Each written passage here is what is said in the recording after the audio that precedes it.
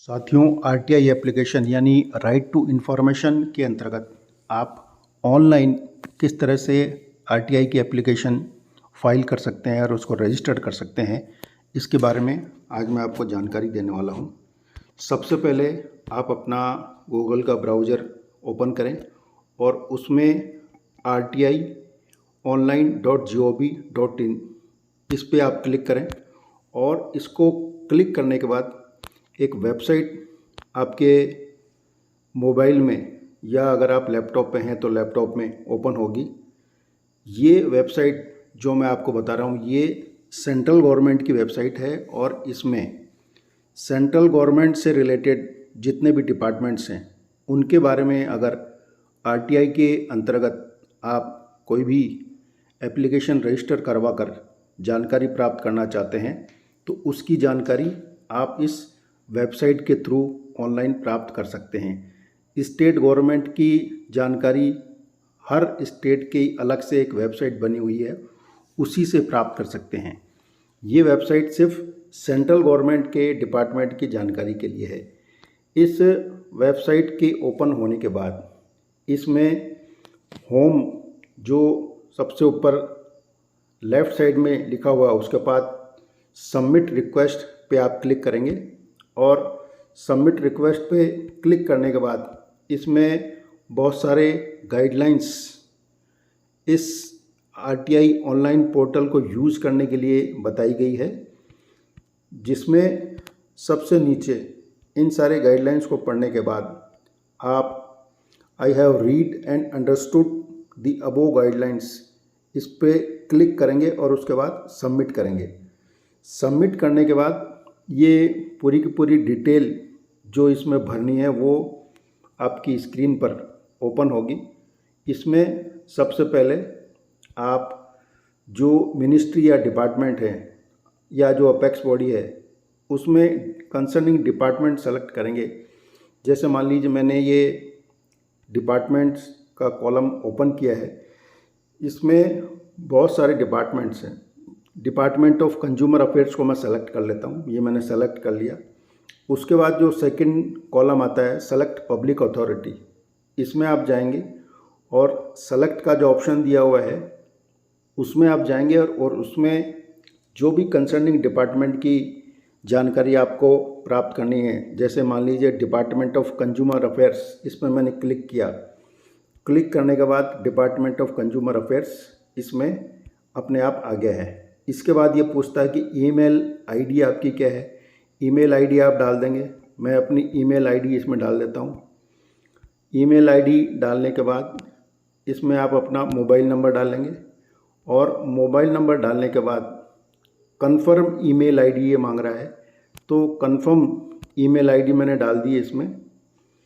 उसके बाद जेंडर पूछता है कि जेंडर क्या है, मेल है या फीमेल है, वो आप इसमें डाल देंगे और वो डालने के बाद इसमें मैं अपनी वेबसाइट जो है इसकी मेल आईडी है वो फिर से कंफर्म कर देता हूँ। ये मैंने कंफर्म कर दी। उसके बाद जो अलग अलग इसमें एड्रेस है, पिन कोड है, कंट्री है, स्टेट है, ये सारे कॉलम आप इसमें डालेंगे। रूरल आप एरिया से हैं या अर्बन, तो मैं अर्बन में हूँ तो अर्बन में डाल दूँगा। लिटरेट या इलिटरेट हैं, लिटरेट। उसके बाद फिर ग्रेजुएट, जैसे मैं ग्रेजुएट हूँ तो मैंने ग्रेजुएट इसमें डाल दिया है। और उसके बाद फिर ये मोबाइल नंबर फिर से मांग रहा है, तो मैं अपना मोबाइल नंबर इसमें फिर से डाल देता हूँ। ये मैंने डाल दिया है। इसके बाद इज़ द एप्लीकेशन और एप्लीकेंट बिलो पॉवर्टी लाइन, उसमें मैंने डाला है नो, यानी जो पॉवर्टी लाइन से बिलो है उसके लिए ये वेबसाइट नहीं है। उसको ये ऑनलाइन एप्लीकेशन में, चूँकि इसमें 10 रुपये फ़ीस भरनी पड़ती है, तो वो भरने की आवश्यकता नहीं है। चूँकि मैं बिलो पॉवर्टी लाइन नहीं हूँ तो मैंने इसमें नो लिख दिया है। अब इसके बाद ये text for RTI request application, आप क्या जानकारी मांगना चाहते हैं। मान लीजिए मैं इसमें लिखना चाहता हूँ कि how many cases are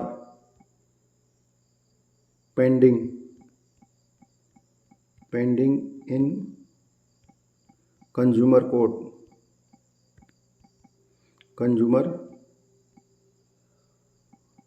codes, ये मैंने इसमें डाल दिया। ये मैं जानकारी लेना चाहता हूँ।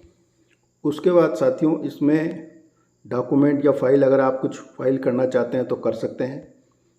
और मेरे पास चूँकि कोई डॉक्यूमेंट नहीं है, मुझे कोई आवश्यकता नहीं है, इसलिए मैंने इसमें कोई भी डॉक्यूमेंट या फाइल चूज़ नहीं की है इसमें अटैच करने के लिए। और एंटर सिक्योरिटी कोड, ये जो सिक्योरिटी कोड इसमें दिया हुआ है 280456, ये मैंने इसमें डाल दिया है। इसके बाद मेक पेमेंट का ऑप्शन आता है। मेक पेमेंट के ऑप्शन में आप एंट्री करने के बाद इसमें आपको जिस तरह से ऑनलाइन आप पेमेंट करते हैं गेटवे में जाके नेट बैंकिंग के माध्यम से, वो आप पेमेंट करेंगे।